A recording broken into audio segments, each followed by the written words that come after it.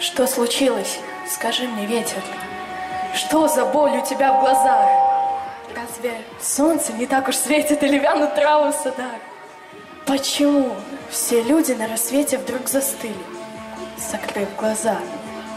Что случилось? Скажи мне, ветер, неужели это война?